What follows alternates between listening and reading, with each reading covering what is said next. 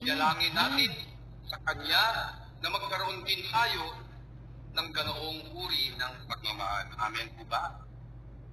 Sino po ba rito ang may gusto ng uri ng pagmamahal kaya ng pagmamahal ng Diyos sa atin?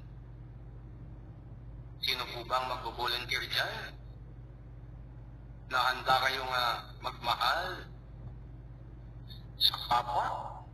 Amen po. Po, pagsumadali muna tayo manalangin, na maikling panalangin na po. Panginoong Jesus, punuin niyo po, unawa kami ng inyong pagmamahal. Nang sa gayon, magagawa rin namin mahalin ang iba.